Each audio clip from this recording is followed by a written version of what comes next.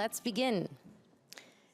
John Reardon is a man of many words. In addition to being international head of watches Christie's, you may have heard of them, he writes for Patek Philippe magazine, several books on the history of watchmaking, and Forbes.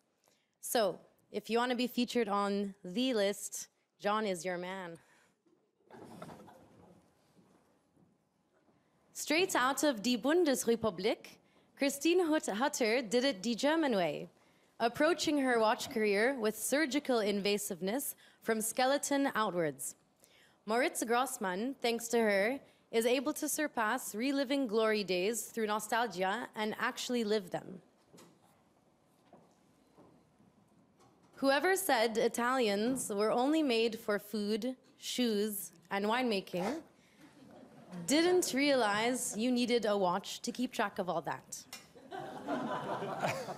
The director of Bulgari Watches Design Center, Fabrizio Buonamassa, reinterpreted the language of Bulgari to a dialect we can all appreciate. Beauty uncompromising of quality. The perpetual swing that keeps the hourglass forever flipping is Michael Tay. His forward thinking has had the effect of ensuring the sands of time keep in his favor, which is admirable since usually the race with time is against us. As the group managing director of the Hourglass, let's welcome the hourglass that flips itself. Roger Smith has already had his intro, so I won't be so bold as to assume he needs another one unless he wishes to do one himself. Well, yes, thank you. Roger Smith, watchmaker based on the Isle of Man, making a very few wristwatches. Okay, short and sweet. An award-winning journalist and author of A Grand Complication, amongst other publications, Stacy Perman's opinion is garnered by the likes of Time Magazine, Business Week, Barron's, Fortune, Forbes, Wall Street Journal, The New York Times, Financial Times, and Hollywood Reporter. She may float like a second hand sweeping smoothly across the dial, but she stings like a perpetual calendar that demands razor-like precision to reset, lest you wish to suffer the consequences.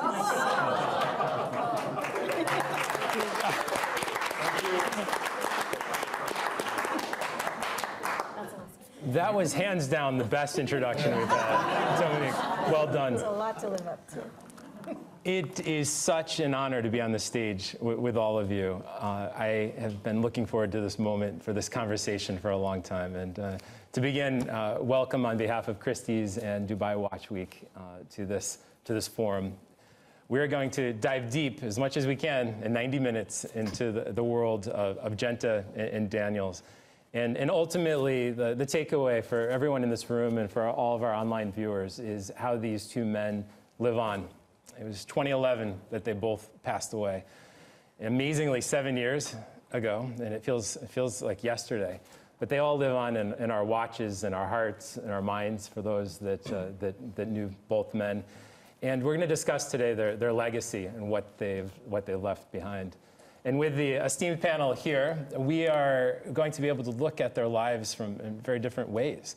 Some of us on the stage knew one of the gentlemen or the other gentleman. Some of us had the chance to meet both. And we're going to talk about some personal stories. And in the audience, I know there's a number of people that knew both men, too. So I look forward to the Q&A, and hopefully you can share some of your stories, too. So to kick off, I'm going to have to go to you, Roger, first. Because you mentioned yesterday during the panel how you were 16 years old and were inspired by Dr. Daniels. And I'd love to hear the story of how you connected with him and how it all began for you. So, yes, so my first meeting with George was, I think it was about 17 at a college in Manchester where I was studying horology. And we heard that this man called George Daniels was going to be visiting the workshop and meeting the students and talking about his work. And I was told that he made watches by hand. And obviously, as a cocky young student, I realized that making watches by hand was completely impossible, and didn't believe it until the following day when George walked through the door, and I thought, well, here is a man who probably will make a watch by hand. And I asked what was on the end of his pocket watch chain, and out came the Space Traveller. And that, for me, was a turning point in my life, really. That evening, he delivered a lecture to the students, and he talked about the years and years of dedication that he'd put into making these handmade watches, where he would design everything from the hands, the dial, the case, and then drilling back into the mechanism and making every single component in the mechanism, with exception to the balance spring and possibly some jewels. And you know, this story, I remember just hearing these stories and the tales of his various sort of challenges of trying to conquer the Swiss watch industry. You know, just left me, I don't know if you've ever had this sort of cold shiver where you realise you've met greatness. And that was it for me. Never looked back. Incredible. And how many years did you work with him? I worked with him in his workshop about 3.5 years. Okay. And then I basically went to work with him on the Millennium Project, which was using the very first mechanisms off the Omega production line, which housed his escapement. And then we built a watch around that mechanism. And then when that finished, he had a rest. Obviously, he was, you know, an elderly man by that stage. I got cracking with my own work. And then we joined forces again in about 2009, 2010 with the idea of building a new range of watches, you know, completely in-house, which was the Daniels anniversary watch. And we're still completing that series of watches, series of 35 pieces. So that work with George is, in some respects, it's coming to a close, but we're very close now. But it's living on. Yeah, yeah. Yeah. Later, I'm going to ask you a question about what your days were like during that 3.5 years, but we're going to come back to that in a moment. I'd like to move on to Christine, and you knew of George Daniels. I understand you never met him. I never met him. But how did his life and work inspire you in reigniting your brand? I think we are more inspired from Moritz Grossmann, from the heritage of Moritz Grossmann, but it's similar to George Daniel because, as Roger said before, he did a lot of craftsmanship and work in the movements. And also, if you look to the new developments like his escapements, and that's the same way because Grossmann, he wrote a book in 1880. The title has been The Construction of a Simple but Mechanical Perfect Watch. And that's a little bit our philosophy, and I think it's similar to George Daniel's philosophy, because we have very classical watches. From outside, it looks very simple and easy, but inside, if you go into technical construction, like we created the twist, a new winding mechanism, we put hair into a movement to stop our tourbillon. Then we created the pusher system, which is really between winding and setting time. So we really try to go on in a special way, and that's similar, I think, what George Daniel has done. Also, we produce our hands by our own. So cases, no, we do only the technical construction and design. But here we are working with a case maker, but from the movement, really, we produce to 85–90% in-house and the hands. And it's already a lot for manufacturing, I think so. It's inspiring to hear this because, without a doubt, Dr. Daniels was one of the greatest watchmakers of all time. Many say of the last 250 years. And we're also going to be talking about Genta, who many say is the greatest wristwatch designer of time. Yes. It's definitely the most prolific. And we're going to bounce back talking about both Daniels and Genta. And I'd like to ask Michael, because you're one of the people on the panel that knew Gerald Genta personally. Can you tell us what it was like when you met him the first time? What was your first impression of him as a man, and what's your impression of his work as a designer? The first time I met Gerald Genta was at his wedding to Evelyn Genta. Really? And I think apart from the proceedings, which was an incredibly grand affair in Monaco, I didn't, he didn't leave an impression, but the event itself left an impression on me. And it wasn't really only till later on when I first started working in the watch industry. My first job was in Genta. And at that point in time, the Hourglass had acquired ownership of Genta. Gerald was an artist, more than a watch designer. And, he was somebody who was consumed with his art. He painted every day. And I think that's what motivated him. And I think this is where he has had such a distinctive flavor because he didn't train as a designer, as a classical designer. He trained as a jeweler, as a goldsmith. He was able to look at objects in a very different manner. So not as a classical designer per se. And I think this combination of the tactility of being a jeweler and a craftsman with the temperament and, for the lack of a better description, the ego of an artist, helped him view watches really as or the watch as an object, as a medium for him to express himself. He was an individual who, he spoke some English, but he refused to speak English with me. And, I remember conversations with him where it was a real struggle to convey my ideas and for him to insist on expressing himself in such a manner. But I think that stubbornness and that, that confidence in what he wanted how he wanted to approach his work, his profession, his career on his own terms, fed through to his designs. What you said about ego is interesting. Yeah. Because it's a compliment. It is. And for some people, it's not. No. But in this case, it is. And I think both George Daniels and Gerald Genta were very confident individuals in what they did. And we could all respect that. So we're going to circle back to that in a moment as we dive deeper into their personalities. And how the wedding was memorable. It was memorable. You have to have a story to tell that you've never shared publicly before. Is that? I think the point about ego, he was more Picasso than he was a Van Gogh, for example. Yes. Right. And I think his larger-than-life character resulted in, grand expressions of his work. And I think it really lent to his ability to think differently, to design differently. And that's a perfect segue to my question for Fabrizio.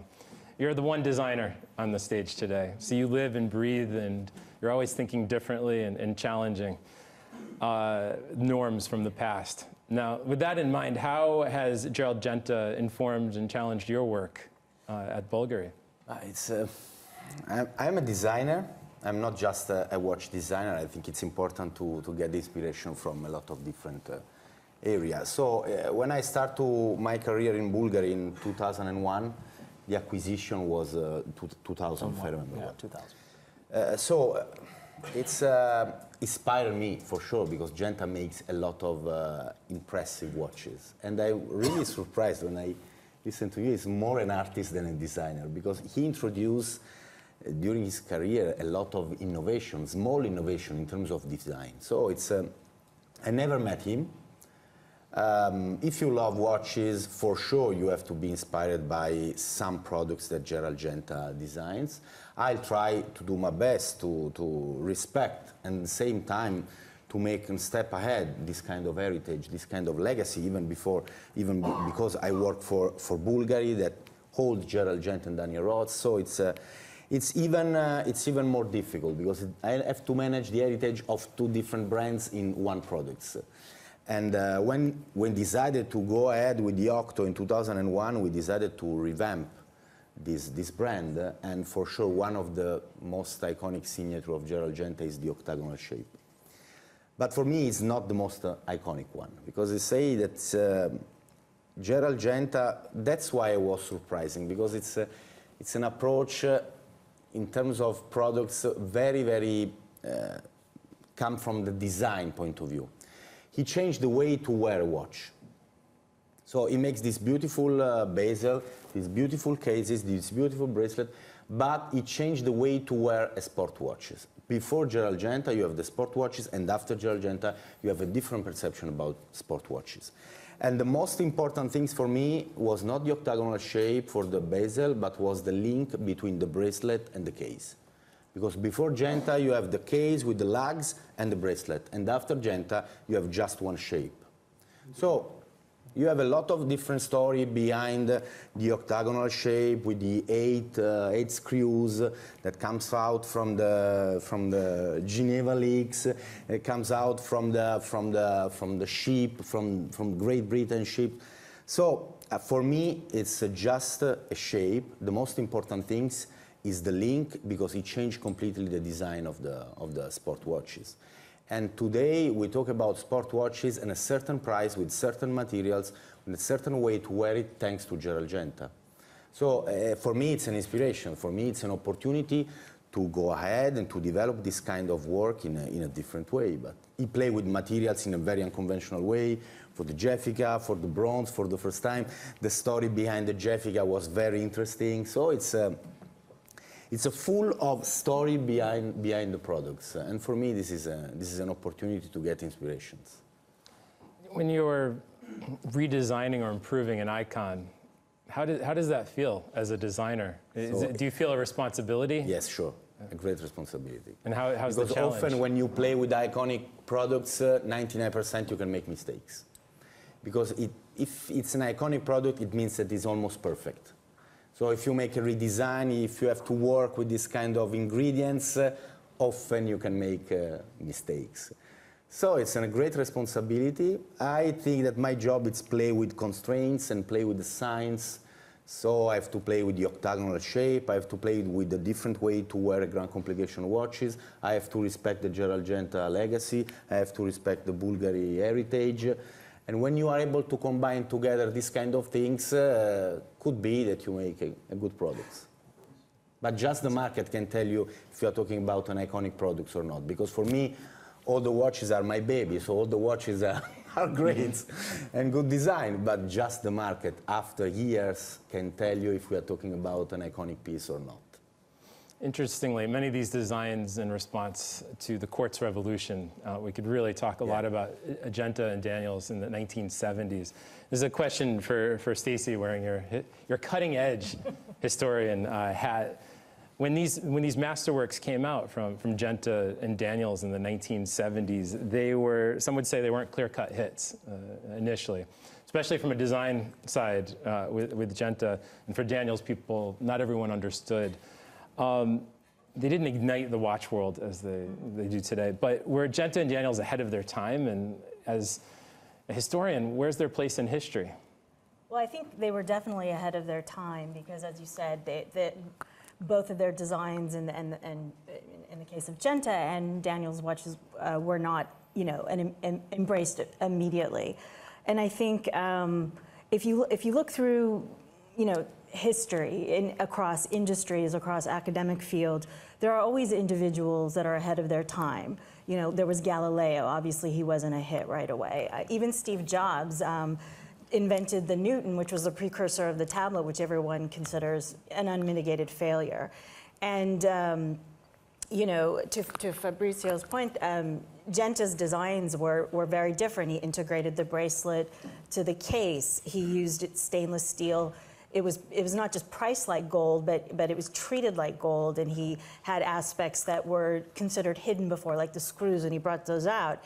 And it took some time to Daniels. I mean, he's talked about how he made prototypes with Rolex and Patek, and they turned him away. And while he's closely associated with Omega, I think it took 20 years before they really embraced the coaxial escapement. So when I think of ahead of their time, I would say yes. But when I was thinking about these two men, I was thinking of this conversation I had with this Japanese monk several years ago. So he was this 13th generation monk. His father spent his life rebuilding the temple that the US bombers destroyed in the war. And he was spending his life putting the artwork back in the temple. And he commissioned this American painter to paint the ceiling after seeing her work in a gallery. And it was a very maverick choice because she was not Japanese, she wasn't a Buddhist, and she was a woman. And when I spoke to them, he refused any prototypes or sketches beforehand. He said, just do it. And she said, what if you hate it? And he said, everything looks strange for 400 years, and then it's fine. So my takeaway from this is that, you know, often innovators that are ahead of their time aren't respected or embraced upon execution or even during their lifetimes. But if there's that talent and there's that singular vision, it will rise at some point. Better in their lifetime would be nice, but not always the case. And that's what I think about when I think of these two men. I think along those lines, 7 years after their passing, we look back, it's a history now. These two men transcended reality, and almost everything they did was brilliant. Mm-hmm. But like Roger, you saw the challenges at the time. You saw the success. You saw the failure. So two questions. Can you comment, what was it like going through the day-to-day struggles of working with Dr. Daniels? And then I'll have a follow-up after that. Okay.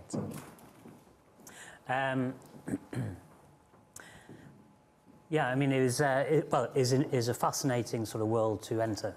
You know, I remember turning up on, it's ingrained in my brain, I think, 2nd of January 1998, walked into the workshop and there was George tidying up a lathe, and I suddenly realised here I was walking into this man's domain. Nobody else had ever been in that workshop or worked in that workshop.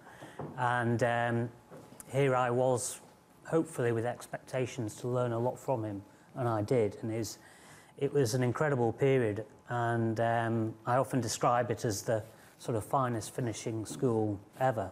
For many, many years I'd been trawling through his book Watchmaking and struggling and trying to, you know, follow how he built his watches, and then suddenly to have the man demonstrating these skills in front of me was an incredible sort of period. So was he patient?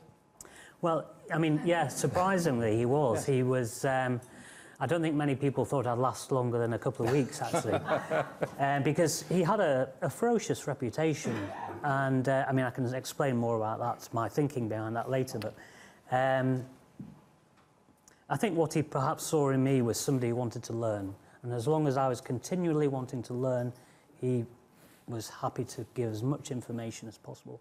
I remember one day, we were making these Millennium watches. Initially, I was only going to be there with him for a year, and we were going to make perhaps 9 to 10 watches. And then a few weeks later, we had 50 orders. And so that whole process extended. So I set about making 50 sets of hands, so minutes hand, hour hand, seconds, and a calendar hand, all sawn out with a piercing saw out of a sheet of gold.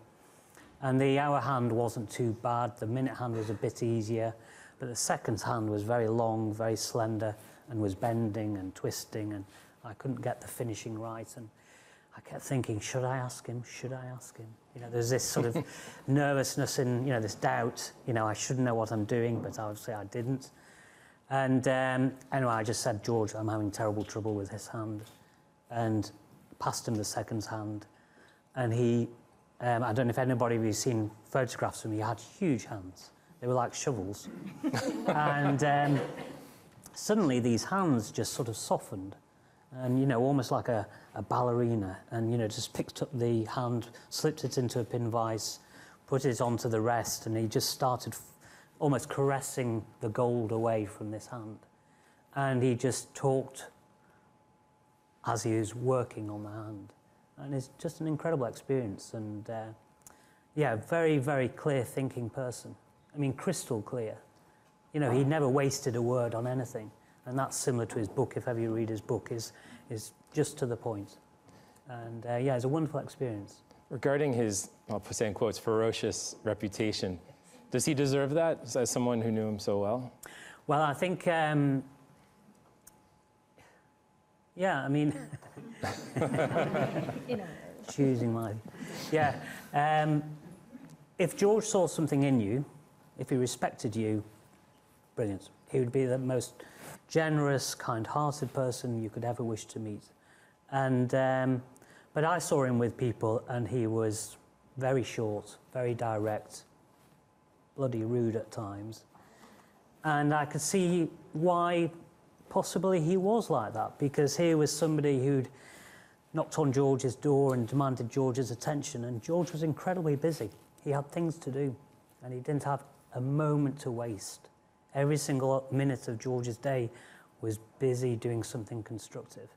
And so if somebody turned up who wasn't, you know, on his wavelength, I mean, you've got to remember this man absorbs himself into watches for, I don't know, sort of 30, 40 years, to a level that nobody else had ever achieved, and very few people have ever achieved since. And, you know, they talk about this 10,000 hours, you know, to become brilliant at something. Gone way beyond that. And I think this is perhaps why he couldn't tolerate anyone who wasn't prepared to at least meet him halfway. And, I've heard, well, they're first-hand accounts, they're videos that were taken of his life about his childhood. yes. And the stories of his childhood are quite unforgettable. I'm thinking of the loaf of bread with his mother, Yes. or the exploding clock with his father. Would you care to share any of these stories or others? Oh, about his childhood. Yes, I mean, well, yes, the clock. He had this, the clock, the family alarm clock. The poor family here in London, and the father was an alcoholic carpenter or joiner, and spent a lot of his time in the pub. And this clock was the only means of getting the father up for work in the morning. Anyway, George had this overwhelming drive to strip this clock down and have a look at it, and just to see how it worked. And so he started to take this clock to bits and started to learn and become more and more fascinated by what was unfolding in front of him. And then he suddenly had the awful realization that his father would be coming home and this clock ought to be back up in position, ready for the morning. And so, again, the rebuilding of the clock and putting back together, and he got it back together. I mean, and again, that just shows the brilliance of the guy. You know, he had an innate understanding of all things mechanical, and obviously under pressure, he could work and operate as well. So, yeah, that was one of the stories. And from what I understand, Genta had similar challenges early on in his career. He was turning out thousands of designs for 5 francs each. Michael, can you comment on what you know about Mr. Genta's early career and what he designed and what he did at that point? You know, I think there have been reports that he's churned out at least 100,000 watch designs, but I think that really goes back to the point that he is an artist first and foremost. Because if you're an artist, you know, unless you release your creativity, it would be impossible to carry on living. And I think he was such an individual. And that's why he was so prolific. Not all of it was great. But you know, the anecdote that I can share is something which I experienced personally, was that he was as proud of having designed Timex watches as he was with the more important iconic watches that he had produced, the Nautilus, the Royal Oak. And I think that, you know, that demonstrates his conviction of the ability to commercialize his designs. Right, he is one designer has probably sold more watches for watch brands than any other designer in this industry. Yes. Right, and you're talking today in the tens of billions of Swiss francs in value. So he's created tremendous value for many brands and for many businesses. His designs have touched hundreds of thousands of individuals. So I think, his ability to transcend value per se, specific commercial value per se, I think is one of his most defining traits as a designer. There is another anecdote that Evelyn Genta shared with me quite recently when we were speaking about Gerald and his past. And that was, how he introduced the Disney collection into Genta. And it was at a, before SIHH, there was a Geneva salon that I think all the major Geneva brands, Geneva-based brands exhibited, so Vacheron, Patek. And that particular year, everybody was expecting him to do yet another great introduction of a great complication. And, he decided to do something very different. And because of his artistic nature, I guess he had a certain sense of lightness in his approach. And that's when, he showed up.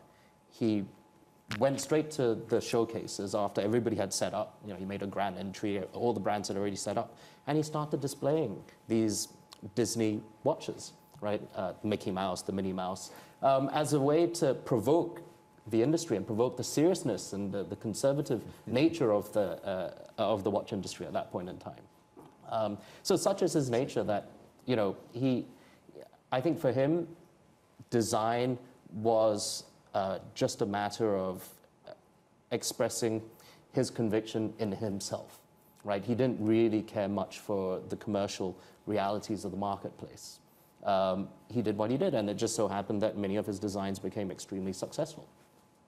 It's interesting. I'll bring that to Fabrizio. I think it's a very unique blend because it's a designer and artist at the same time. I saw a lot of painting made by Gerald Genta, but when you see which kind of approach he has in terms of shapes and forms and way to play with materials, it's more close to the industry than the artistic approach. I think for a designer it's very important to have a lot of ideas, to be very prolific, to make a lot of different things. And at the same time, I think that Genta respect the brand. He was lucky, even because he was the right man in the right place at the right moment, and he had the chance, and lucky because he played with a lot of huge brands. So as a designer, I'll tell you that I have a lot of ideas, but if I am alone, often it's a beautiful sketch. I can make a beautiful rendering, a beautiful maquette, but if I don't have behind me a huge brand that won't invest in my ideas, the story becomes different. For sure, it's a matter of ego, because you have to be the first, you have to trust in your idea, because otherwise it's impossible to sell it. You spend all your day or your night to think about object that doesn't exist, that have to be your expression. And you have to be able to respect the brand. If you have an idea for a certain brand, I have to start to study the brand. And I discuss a lot with these kind of things, even for the students at university. You have to know very well your playground. If you want to propose a watch or a product for a brand, you have to know very well the brand, because if you don't know it, it's impossible to make an evolution of this kind of science. So Genta, I think honestly, I discover a new Genta, because I was convinced that it was just a watch designer. I saw he makes a lot of paintings. We have the Genta archive in our office in Neuchâtel, but it's true, in a very artistic approach. Often he has a very artistic approach. But I think it's very important to play with the right brands in the right moment. That's why it becomes very important, very, very famous, because during those periods, the 70s, it changed completely the shape and the way to wear a watch, even thanks to the brands. Yes. So I think it's a really important point of view. I think he really sort of,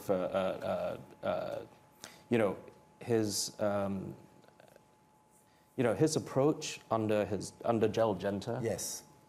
Transformed dramatically. It's a Gerald Genta approach, yes. Because if you see Royal Oak and you see Jeffica, yes, you see that the Jeffica, you have a lot of decorative elements. Yes. When you see the Royal Oak, it's absolutely, it's completely different style. Yes. But maybe you see Gerald Genta in both products because he play with brass, with the bronze, and we play with the steel in two different ways. But each time is the same designer or artist. Yes. And Genta clearly designed for himself first. It was very internal rather than designing for others. And Christine, like you're involved with design, of course, with your watches. I mean, or do you design as an independent, designing watches that you love, and then hope the market jumps on it, or are you designing watches for your patrons? How do you look at it? I think we do both. As we started with our Benio, it was a little bit of design. It was my first impression I had in my mind, how we could do it. And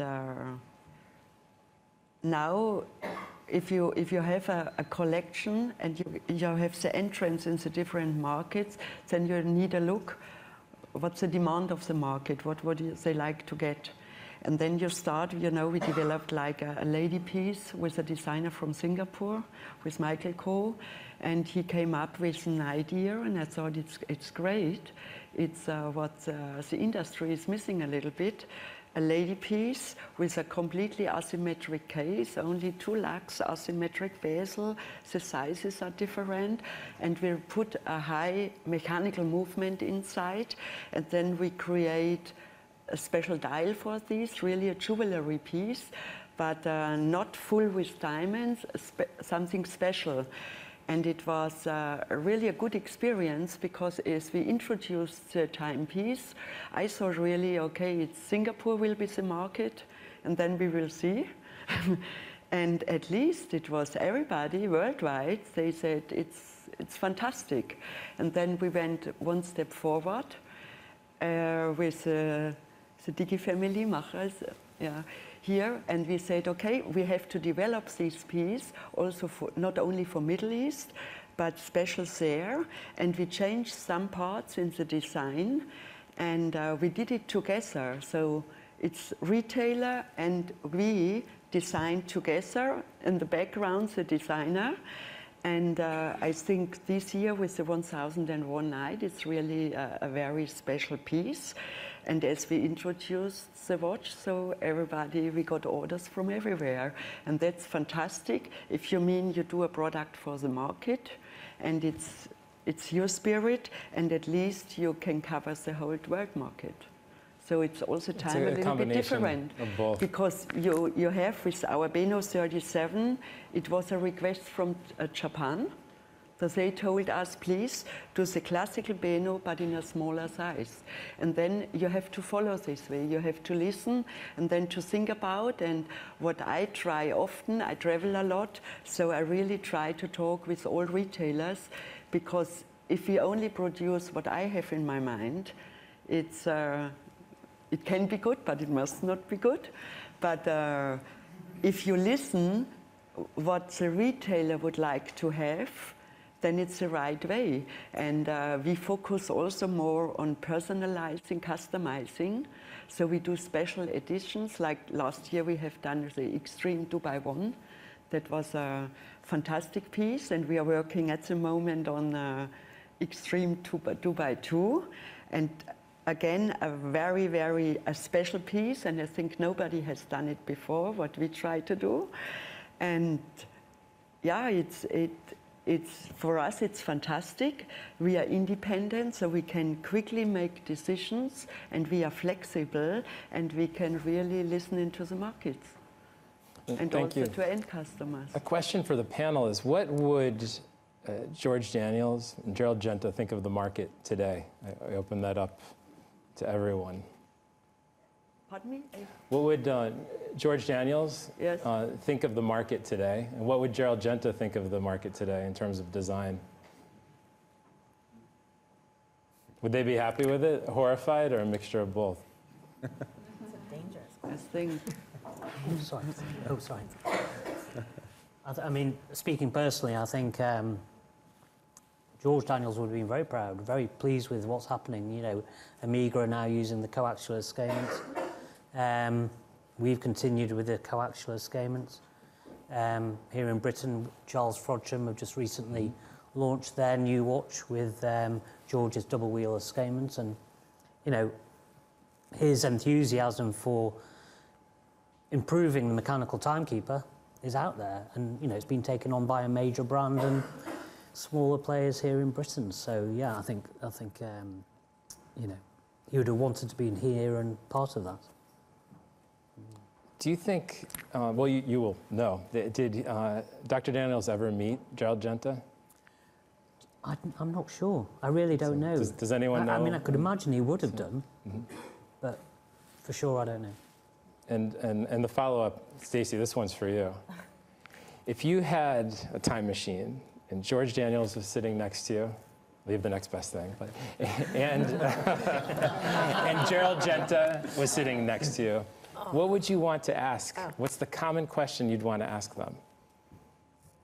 And then let them have it out. They were sitting together? Yes, if they're sitting right here, what would you ask them? Gosh. Well, they were such iconoclasts, and I got the sense that they, you know, didn't have a lot of sacred cows. I guess maybe the chicken and the egg question. Is it the technology or the design? I mean, I think George would have respected what Gerald Genta was doing and vice versa. You know, they both knew their own areas inside out. They're both geniuses in their field, and I think George, without a doubt, would have recognised that. And I never met Gerald Genta, but these clever people, you know, yeah, I think they respected each other's areas. Or maybe ask them to collaborate. Maybe that would you That'd be collaborate? quite the watch. Yeah. A new brand is born. So. I tried that once. In 1999, Tell us. I tried to convince Gerald Genta and Daniel Roth to collaborate on a project. I think Daniel was very open and was extremely interested in pursuing that idea. I think Gerald was, you know, he politely declined, citing artistic differences. Interesting. Creative differences. Different approach.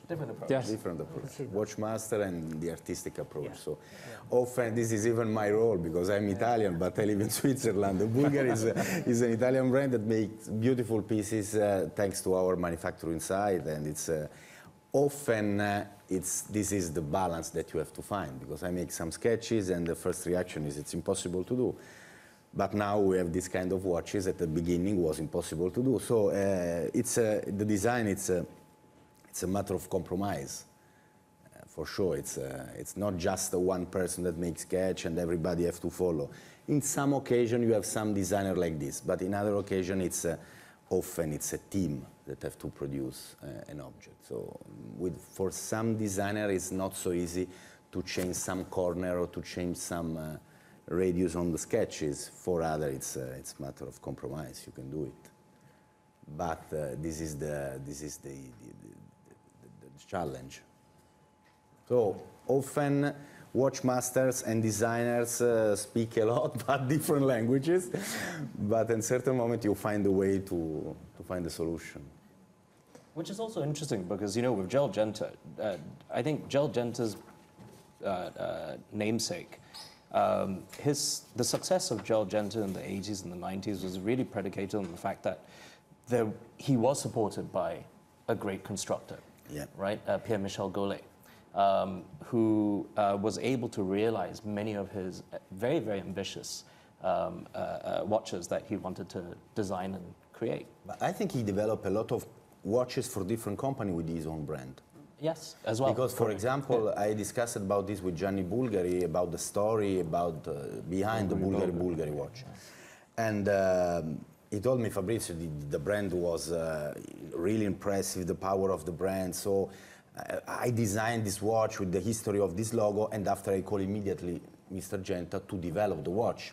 Because we use a lot, Gerald Genta was this time, to develop our ideas.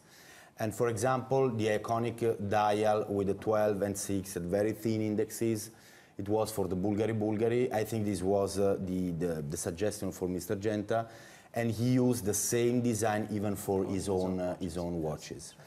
The bracelet, for example, was designed after the Bulgari case, and the bracelet, because at the beginning was with the leather strap, was designed by us in our design team in Rome.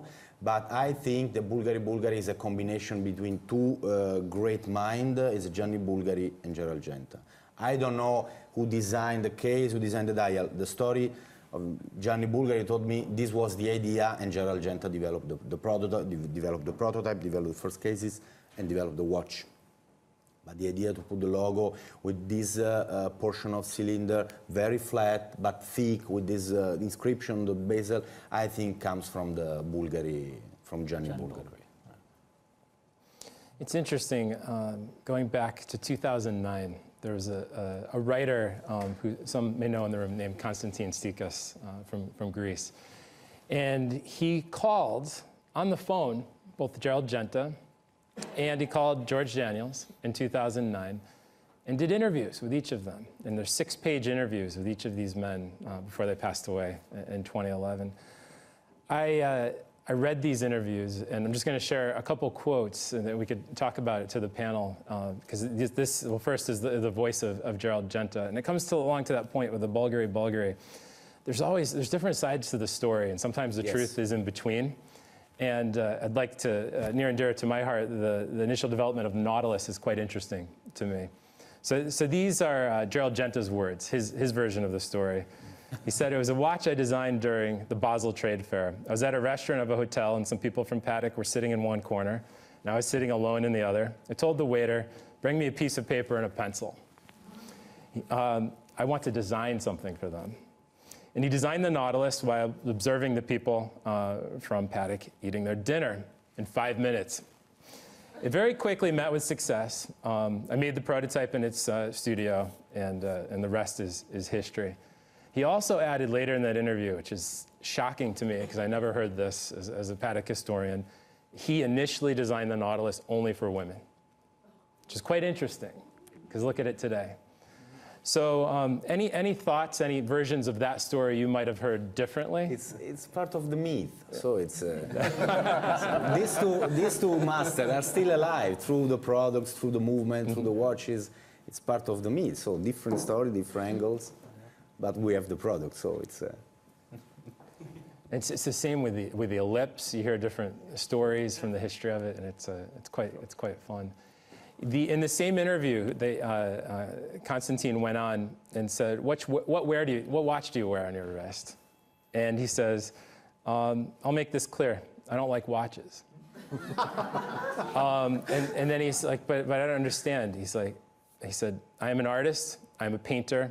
I hate to adhere to the constraints of time. It irritates me."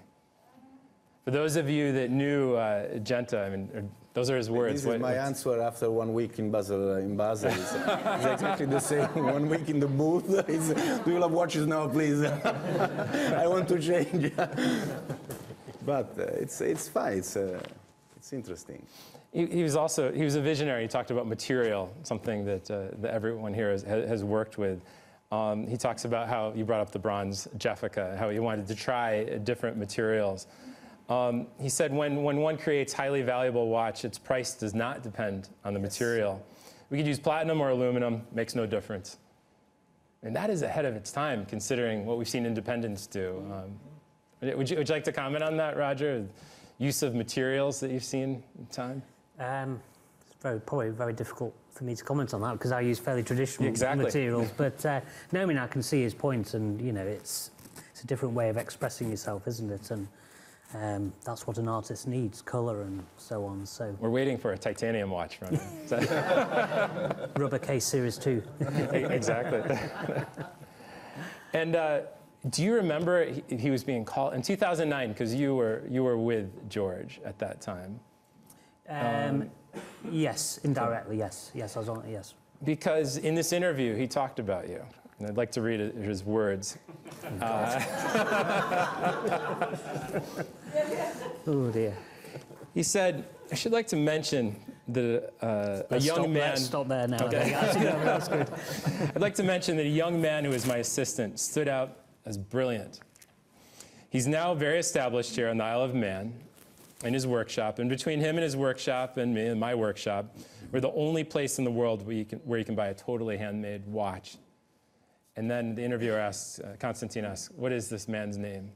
He said, Roger Smith. And he's now practicing making watches here. And if you want a completely handmade, individually designed watch in the full front of all technology, you must come to the Isle of Man where they are made. I'm just curious, like emotionally, does that resonate with you from that time period? Yep. And what do you think the Isle of Man meant to him? It was his, I mean, it was the center of watchmaking for his world and your world. Yeah, it was. Yeah, let's pass on that. So, he also, in the same interview, this is my last quote, and then we're going to open up to questions to the audience.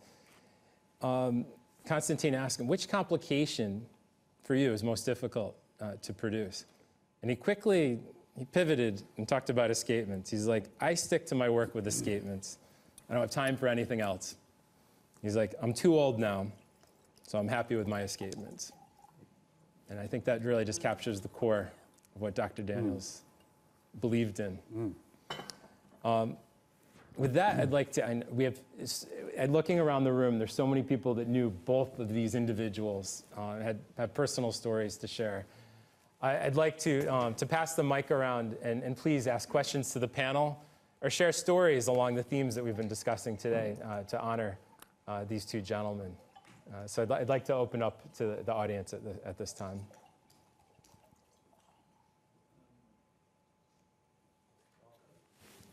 Thank you.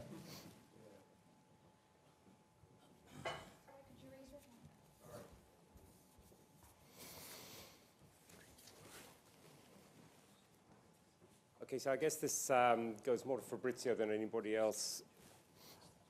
When Audemars were looking to perhaps build on the success of the Royal Oak, they gave a design mandate to a very young designer called Emmanuel Gait, I can't quite remember how to pronounce his surname, for the Royal Oak offshore. At the time, the rumors were that Genta was less than happy, to put it mildly, with the design that deconstructed what he thought was ideal in its first instance. And yet today, with Audemars celebrating 25 years of that said design with the future of first, is it true? Is it just a case of a matter of time before something becomes iconic and classic or accepted again? I think at the beginning, the Royal Oak, the sales was very bad because was a brand new way to wear a watch. Honestly, I don't know, because I don't know the story. The story that I have, it's Gerald Genta designed the watch in one night, because the CEO of the Marpiguet called him, I need a watch for tomorrow because we have to present a new product, and they make these sketches. It's difficult to say, but at the beginning, when you want to break the rules, you have to take your risk. Often you love your products, often you don't love it. It's part of the game, but you have to be able to imagine. You must have a vision. So I think this is the most important things. It's difficult to answer to your question because I don't know. We discussed it before. We have a lot of history behind. I don't know if Genta loves the Royal Oak or not. Honestly, it's. But I think it's something that breaks the rules at the beginning. When you see something strange, the first reaction is, what is this? Imagine that when we make watches, now we are working on product for the next 3-4 years. And when we make watches, when we make the sketches at the beginning, if you say, oh, okay, now it's fine, it's good, maybe in the next 4 years it's something that has become old. So the Royal Oak break the rules, and maybe at the beginning was very hard to sell it, but honestly, I don't know if Genta loves the watch or not. Maybe Michael know the story better than me. Sorry, that No. just to clarify. Yeah. It was the Sorry. No, it's about the offshore. Sorry. It was the offshore that Genta was less than happy with. Yeah, sure. I totally agree with you. He thought because that, if you design the Royal Oak very thin with this kind of approach, when you make a watch big like this, maybe as a designer, the idea is that you destroyed my thought. Yes. Because it was very thin, was very refined for a certain point. But this was an opportunity, and the brand have to catch the opportunity. I think it's, you sell your idea, and that's it. So but now the offshore is iconic. Now the shore is iconic, but I think that's my point. My taste, the Royal Oak, the Jumbo is more iconic than the offshore. And I think if you look at Genta's work from that period, the height of the cases didn't exceed 9-10 millimeters tops. And I think, you know, if one were to consider even under Gerald Genta, the largest watch that he made, that he designed for Gerald Genta under his namesake brand, was the Grand and Petite Sonnerie, right? And that was kind of a Mayan-looking structure of a case, right? And that was the most maximum case size that he had ever gotten, or in terms of height. So I think he respected elegance, he respected proportion. He was a classical artist, classical gentleman to begin with. So I think when it could have been possible, I never had a chat with him about it, but it could have been possible that, you know, it did, you know, when you tried to redesign an icon, and, you know, you were not asked to redesign that icon. But I think the Jumbo, it's different from the offshore. So it's not to redesign an icon, to try to introduce a new watch with the same design for a different client. It's different purpose, different way to use it. So it's I think it works. But if I have to imagine an iconic product, I imagine the Jumbo, not the offshore. But this is because I'm a designer. If I make a shape after the brand start to imagine the evolution of this shape to make more opportunity. But at the beginning, the original design, for me, it's still the iconic one. Thanks. Most of what we've been talking about so far is Genta as a designer, but we've missed the fact that he was, at the time, one of the, he was making some of the most complicated watches in the world. And I'd like some of you to talk about his watchmaking abilities particularly. And one of the things that I particularly despise him for was that he introduced the dumbest complication in the world, which is the retrograde hour-and-minute hand, which, you know, a watch is a machine for telling the time, and it makes it almost impossible to tell the time with a damn thing. So I'd like somebody's viewpoints on those. I look at you. I look at you. I'm a designer. I'm not watch master, so it's a different. Honestly, I don't know. I think it's that's we get Genta and Rod from this gentleman, because we need the skills to develop watches. I think that Genta makes beautiful design. I think that Genta was helped with the watchmasters. Maybe in his mind he has the idea to develop the grand complication watches in a certain way, and thanks to the people who work with him, he was able to do it with again a unique combination with amazing skills and a vision in terms of creativity. But James, it's difficult to say. Again, I cannot give you an answer because I don't know the story in deep. But when we get Daniel Roth and Gerald Genta, we find an amazing skills. And I think that's basically it, right? I mean, I had mentioned earlier, the man who realized his design dreams was Pierre-Michel Gaulet, who was, at that point in time, you know, one of the world's foremost constructors, you know, and coming off the back of the quartz crisis. There were very few watchmaking or watch manufacturers who had in-house capabilities in designing and developing grand complications. Genta was one of the 5 that existed that was able to execute on that. You know, so he wasn't a watchmaker per se, but he knew how to utilize and work with the best engineers, constructors to realize his dreams. The jumping hour, retrograde minute, I think is a very novel way of telling time.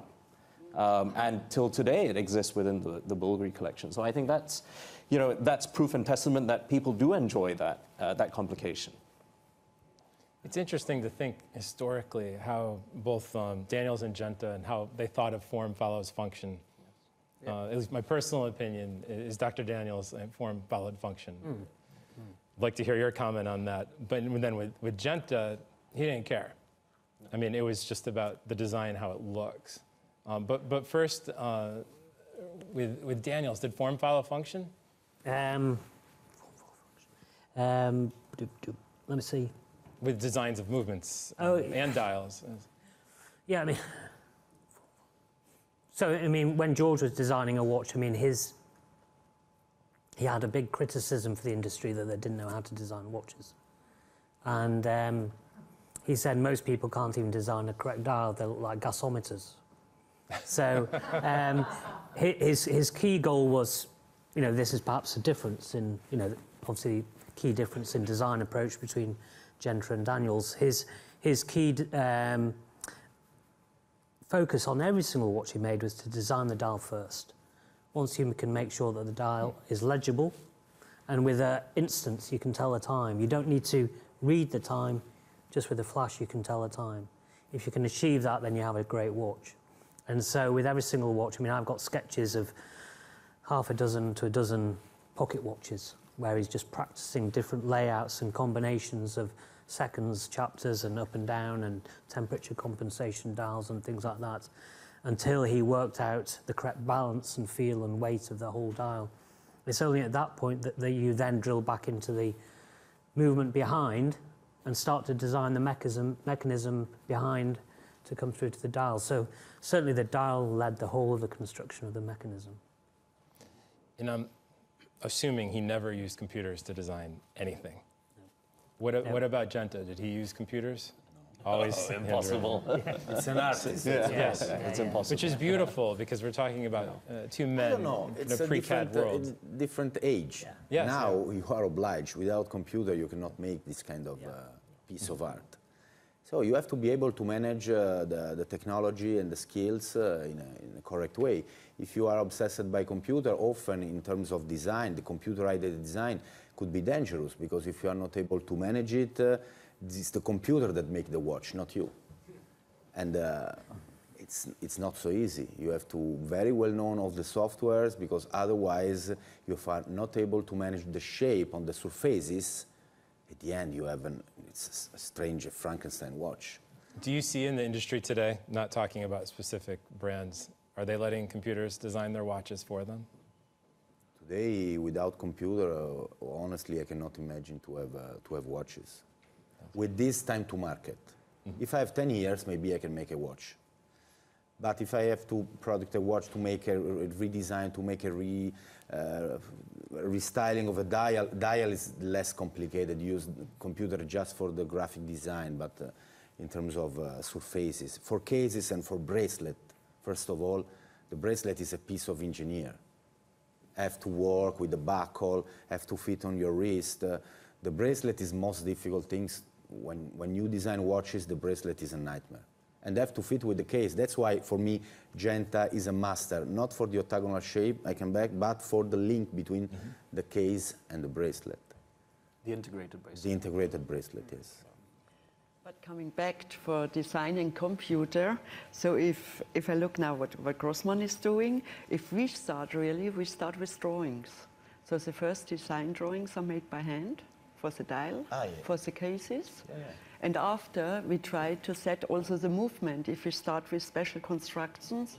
So also technology, we do everything by hand, and after you only put it into the system. I don't use computer. I make sketches just by hand.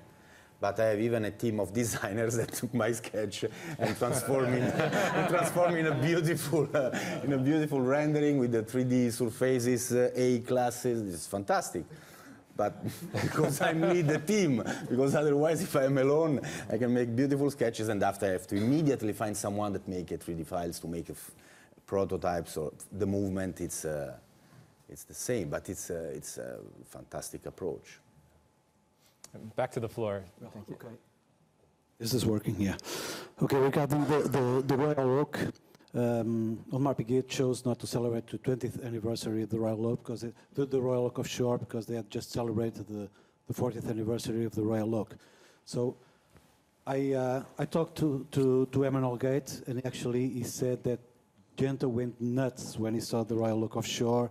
He told him, he made a huge fuss at Basel World and told him, you killed my watch, you killed my watch.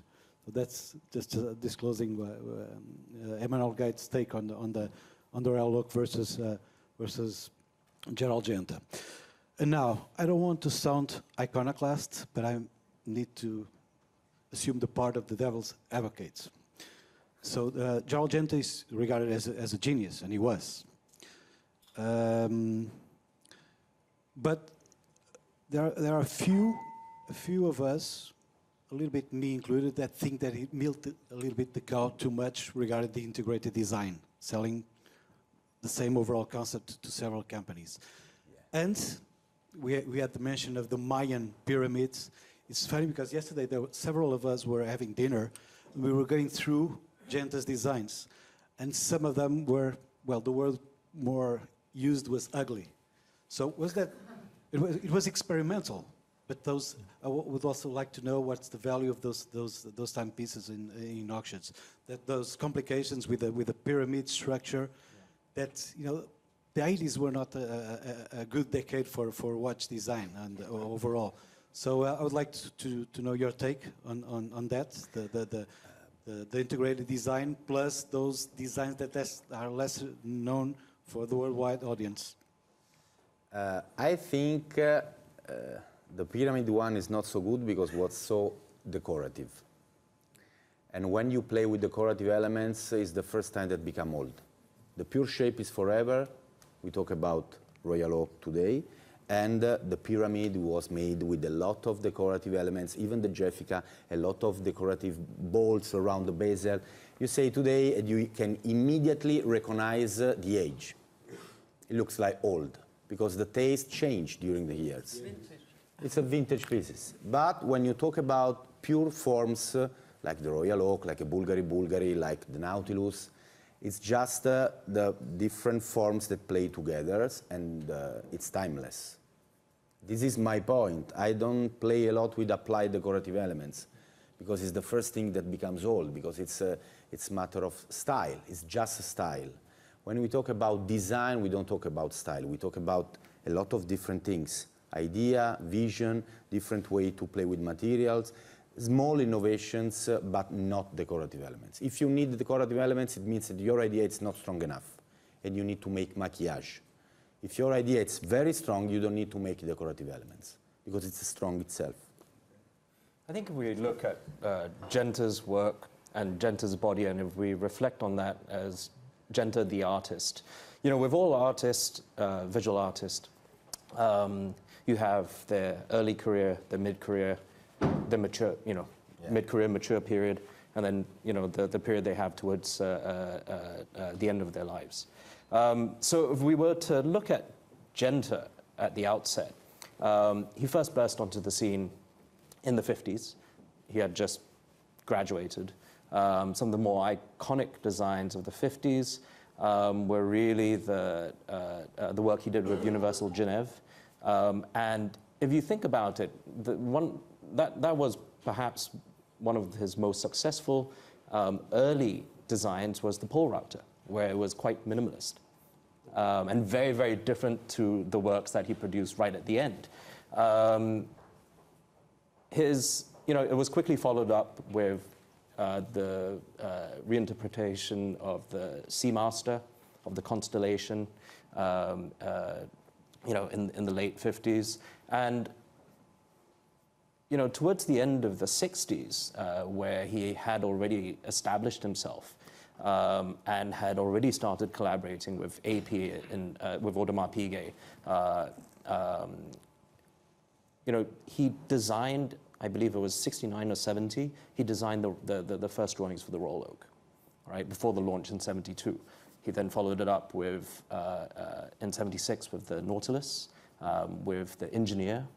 And that was, you know, the 70s is really his sort of mid-career stage where, you know, he was full of confidence in himself. And he had this vision for what I term as the technical luxury performance sports watch, and the integrated design, which has now fed and inspired many, many others.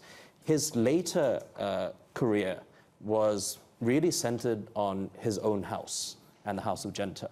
And you have to understand that when Genta went independent and created his own brand, a large part of his work were special commissions by members of the royal families of the Middle East, of Southeast Asia. And because of his stature as a designer, he really had carte blanche. And anything he designed, everything he designed that went into production ended up being sold. So there was tremendous commercial success to balance off these very, very wild aesthetics that he created. And I think it is really these watch designs that he produced in the late stage of his career that may not have been as commercial because they weren't commercial. Just one-of-a-kind piece. A lot of one-of-a-kind pieces, right? Every single, Mayan pyramid, Grand Petit Sonnerie, every single Usan, the sea urchin case designed with the Grand Petit Sonnerie was sold, right? And in the 80s, it was the early 90s, when you could sell 10, 1.1, 1.2 million Swiss franc watches at a single showing on a Basel fair, it's considered pretty successful. Not bad. Yeah. Not bad at all. Yeah. Okay. And these watches hold value. What's the? Well, let's not talk about that now. But it's if it was me, I would buy one of them today. Yeah, sure. I'm sorry. I got handed the microphone at about the same time that Miguel asked his question. My question was actually it's pretty similar, and you guys have more or less answered it. It's always just kind of puzzled me looking at Genta's work overall. You look at his early, middle, and late stages, as you've been saying, Michael, and it's almost as if he started out like Brancusi and ended up, pick a Baroque painter. His work got more and more innate and more Baroque as the years went by. And I guess it's always seemed strange to me. Like you think of a designer, and you try to find some sort of unified aesthetic that runs through their work. But you look at his early, middle, and late period, and they look like these watches all look like they were designed by completely different people with completely different priorities and orientations. And I guess I was, again, you've largely answered this as a question, but I guess it's now just an observation. I always thought that was a peculiarity of his work. Having known both of these men and had the distinct pleasure of meeting with Genta many, many times in Basel, when there used to be an escalator right outside the little tiny little booth that he had, in answer to your question or your observation, I remember when he introduced all those Disney characters, and he was so excited, and he was like a kid in a candy store with the hands moving, and he loved that period almost. I think he felt that was such a distinct move forward for him. Felt liberated in the sense of his own past. It almost was as though, I don't know if that's the case that Michael, but that's what I remember, him really just being so excited about that. Absolutely. Anyway, observation. The Disney collection was a great idea, and over years, everybody wanted the Mickey Mouse and Minnie Mouse. That's really fantastic. If I may ask, can I have a question for Fabrizio? Yeah, we've from what Michael said, we have this understanding that for him, Genta was more of an artist above all. From your comments, it seems like he's more of a designer. So, is he more of a designer for you, or more of an artist? And why is that? Now, honestly, I'll tell you that he's a designer with an artistic approach. Because it's after this discussion, I discovered different Genta. He able to sell his ideas very, very well. often he has a design approach, design mind with an artistic approach. And this is very difficult to find, because if you are a designer, often say, I'm a designer, I'm not an artist, because I play with constraints, I play with the industry. An artist is alone, is your big piece of marble with your hammer. This is my vision, this is my passion, this is my heart. If you love it, okay. If you don't love it, who cares? It's just for me. But this kind of mix, it's really unique. That's why now I understand that you can see so many different Genta approach during his career, at the beginning and after he start to remove, because all the artists more or less have the same career. At the beginning you make a lot of effort to establish yourself, and after you start to remove things from your artistic pieces, and after at the end you change completely, because you have to be, that's my idea and that's it. I have a lot of clients that love strange things, and I have the opportunity to make this kind of watches with the pyramid. So now it changed completely my perception, even when I just talked about decorative elements. Was not decorative elements, was like the exotic cars. You have the opportunity to make something very strange for one client, for 10 clients. So it changed completely the perception, because we receive a lot of requests for one-of-a-kind pieces. For sure, for Serpenti, for the Octo collection, and we receive a lot of strange requests. That's why I want a watch just for me. Yeah. You have to play with this material, you have to play with this shape, and often I say, this is for me, it's not good because it doesn't respect the heritage of the brand. I cannot do it. But often, if you are alone, if you can manage your own brand, you can make all what you want. You are a designer with an artistic approach. You have a lot of clients who want to wear your amazing, incredible pieces. You are more, in the last period, you are more an artist than a designer. At the beginning, he was a designer, and at the end, he was an artist. Fair point. Exactly. Make a deal. Good deal.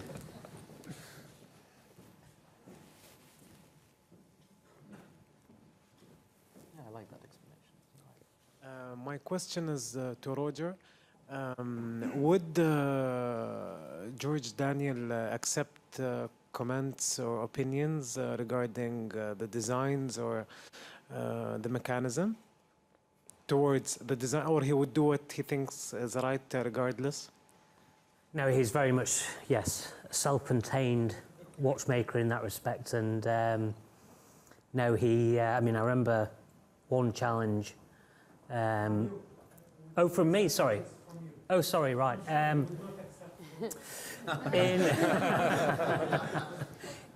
the early days, no, I probably wouldn't have dared. I remember having a discussion about the Millennium wristwatch and thinking that the positioning of the crown, which is sort of in an unusual position around here and is very small, and I just talking about the practicalities of that, and he wouldn't have it, and it was his watch, so why should he listen to, as he called me, a young upstart? But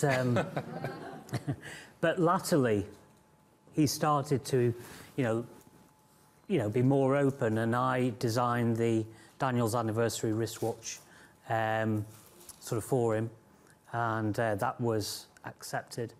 And but for me, the big question was.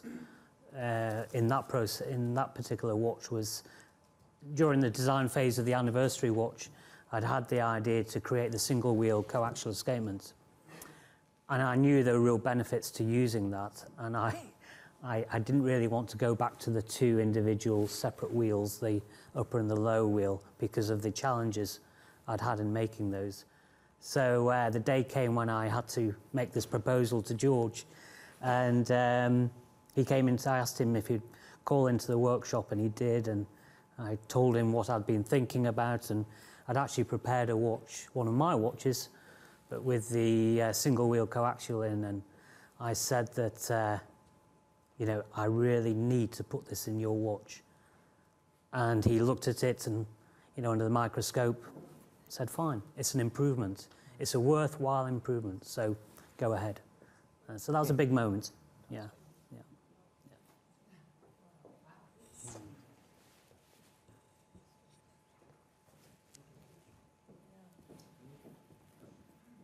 Here comes the tough question. Get ready, panel. I think this could be open to anyone to answer. We've lost, I think, from a watchmaking perspective and design, two of the biggest masters that, unfortunately, I never had the pleasure to meet. If we were to do something different today and moving forward, what is it that we can do to make sure the legacy of people like George Daniels and Gerald Genta continues to live on, and every other great master that comes after them will be celebrated, not just by talking about designs and the commercial aspect of those timepieces, but really about the people who were not really recognized for their timepieces and their design when they were alive, only celebrated when they were gone. I think recognize those people, tell their stories. I mean, these two men had, we didn't really talk about it, I mean, you talked about some of it in anecdotes, had amazing personal stories. And I think it's come up a lot in these panels, talking in various aspects of marketing and other things. But watches, people talk about in terms of the technology, or they talk about in the terms of the design, but I always think there's this third element, which is this magic, which is this emotional connection. There are histories and tradition and stories. Who made the watch? Who wore the watch? What was the context, the framework of that? And people are fascinated by that. And I agree with you, Malik. I don't think those stories are told enough. And I think if you want to endure a legacy, that's one way, to more storytelling. But I think if you take George Daniels, which just Robin and myself, we had a discussion before. So I think it's really Sir Roger. He's now going on, and he takes the heritage of George Daniel, and he's put it now in the new century. And for design, you have the Royal Oak in 30 years now, and it's still one of the top bestsellers in the watch industry, and it will go on. So it's still there. And everybody's handling it and is buying the watches, and you will not forget it. I think the best way to approach that would be to, for everybody just to go to Siddiqui and the Hourglass and buy their watches. Yes, exactly. I think this is a question for Roger. It seems to me you must have and had quite a weight on your shoulders, because we're talking about telling stories, but how hard is it for you that here you've got your own brand, you're making your own watch, and all everyone talks about is George Daniels? Now, that's obviously a benefit, but it must also, at night after a few drinks, do you ever think, God, George Daniels?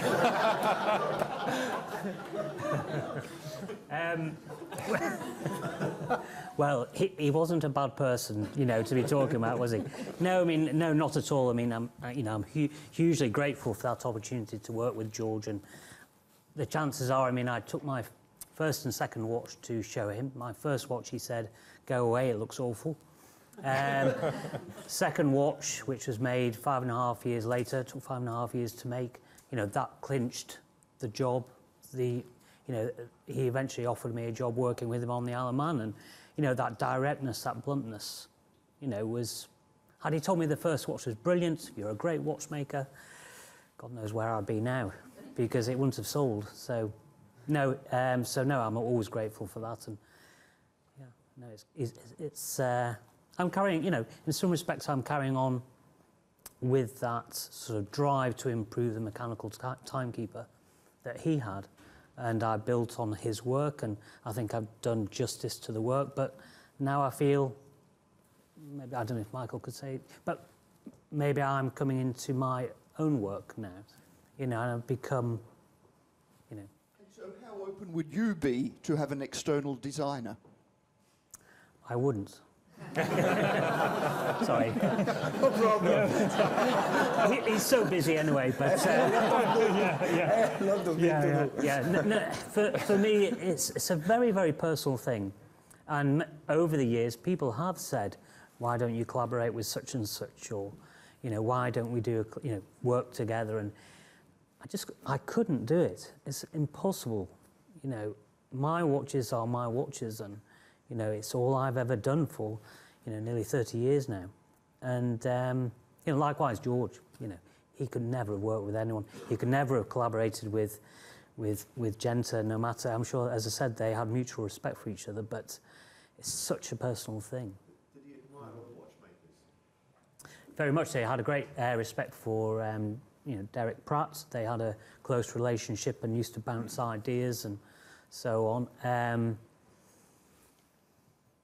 So yeah, no, definitely. You know, he could understand other people's work, but he had a focus and he had to achieve everything he did with that.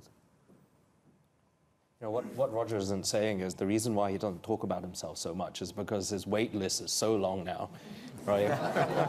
Yes. There's not much point in talking about Yeah. it. Let's divert the attention away. Yeah, I shouldn't be here. All right, we have time for one more question. Thank you. I had the great opportunity to work with Gerald Genta back in 2004 and 6. And I remember at that time he was painting a lot, and I think creating sculpture as well. And I wonder, you, Michael, you know him better, but I had the feeling at that time he really wanted to be recognized as an artist. And I wonder if you've seen those pieces of art and any chance we would see them auctioned at Christie's one day. No, because I think the family are holding on to those paintings. But he was, you know, he was very exuberant. And I think his, you know, the sort of final decade of his life, he was very exuberant. The colors, you know, I think he was sort of more an abstract landscape painter. He painted figures as well. There were a lot of, I think, Royal Oak bezels in there, in those paintings. Yeah, there was a moment, yes, absolutely right. But I think also, you know, and this goes back to the point earlier about designing by computer, you know, using CAD or, you know, Genta was a classically trained artist. You know, he wouldn't just sketch, he would paint his designs, right? So all his designs were accompanied with, you know, they were watercolor works. So he literally painted everything. Right. Yeah. With that, I think, oh, another question, yes. No, it's okay. Oh, Jack gets to wrap it up. This is a little bit, it's a kind of question for everybody, but a little bit of question more for Michael, I think. Michael, you mentioned a couple of times Pierre-Michel Gollet. And, you know, one of the things I've always that's kind of bemused me about the Swiss watch industry is it really forgets its own heroes kind of chronically. And, you know, we've been talking about, you know, Gerald Genta and the legacy of George Daniels. And, you know, does it strike you as weird that Genta's work, so much of it relied on a collaboration with this brilliant constructor whose name probably 99% of people who consider themselves watch enthusiasts have never heard. Yes. And yet, you know, the work that we talk about would have been impossible without this guy. Does it seem strange that it's not celebrated more of a partnership? Well, I think first of all you have to look at the individual, and I think, you know, I must confess, you know, I knew Pierre-Michel for a very short period of time before he left for Frank Muller, and I think, you know, Vartanz and Marquez at that point in time had offered him an opportunity to create his own brand, which he did. Except that I don't think you know, it met with tremendous success. I think, you know, he is a sort of constructor, engineer, master watchmaker who was more comfortable creating for others. And so if you look at some of the Frank Muller super complications, his signature is all behind that. With the cousin is the most overshadowed. Yes. Personality. What is the name of the cousin? Because we talk. Yeah. We don't talk a lot about Pierre-Michel Gollet, but yes. we never talk about the cousin because he was always working with the cousin. Right. Okay.